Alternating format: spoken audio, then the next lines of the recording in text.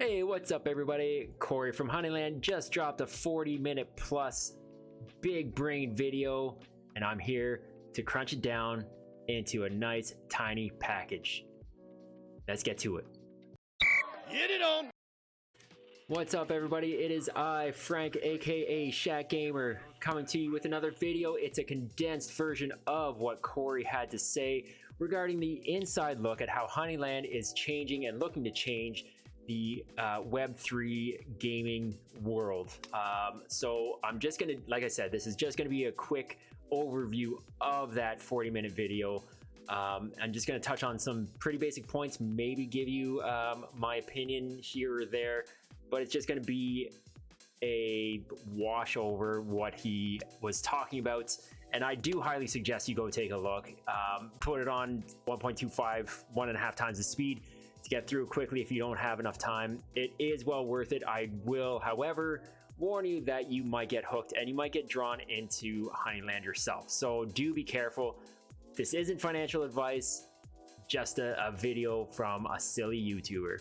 So the first thing that he touched on was building something, the Web3 roadmap, the mind space and the overall look and feel of what developers look to do. They want to build something fun. They want to create value in the ownership, as well as ownership, and something sustainable. As you have seen in other videos, I am part of Pegaxi. That last one, number 3, is very important to me because Pegaxi crapped the bed. And from what I've seen, Axie Infinity has done the same thing. They started off with something that just went gangbusters with an inflationary token, 2-token system. So that just went off the rails, and now they're essentially worthless. So that was the main point that he touched on right to kick things off. Honeyland, as opposed to having a 2-token system, they do have a single honey token, which is going to be capped at a billion tokens, which is going to be vested over 3 years. So whatever that works out to be monthly, 36 months at a billion is roughly what, 30 million a year, a month. Does that make sense? Do your own math. All I know is that once this is released, they're going to have a billion tokens max. But that also includes that's max if nobody does any burning. There are burn mechanisms, so that will not likely be the final amount in the wild. So be aware of that. What else is there here? They are looking and questioning ways to responsibly add the tokens into the ecosystem and fun ways to burn them and to use them, whether that's on missions, breeding, power-ups. They want to make sure that they are not just flooding the system with the token right away, without there being any use for them in a fun way. Again, I've said it in a number of videos, the greatest thing that I've heard from this team has been that it is a deflationary token. They have a billion that's going to be available at some point, and that's it. It's not going to go on forever, where the more people that join, the more tokens there are going to be. After that billionth is minted, capped off. Love it. He did go into some detail later on, which I will talk about as well once that happens. But I think you should probably go and watch that video for some more info. They do have token burns, which I mentioned, and buybacks. And from what I gather, the buyback is just them essentially adding back into player rewards. It's not that they're adding to the token itself, but they are adding to the player rewards in one way or another. What that means, I'm not 100% sure, but again, the token, it's not that the token is going to be like they're increasing the amount of the tokens out there. it's what they're going to be able to provide users and players, landowners in the end. Locked emissions and vestings, I've kind of touched on that. It's not gonna, they do have a locked mechanism, and this is, I'm sure, much like Pegaxi has, where you will earn the token and then you can't actually do anything with it for a week or two, if not more. I'm not sure. Not much information was given on that, but there is a locked and vesting schedule, like I said, for the billion tokens over 3 years.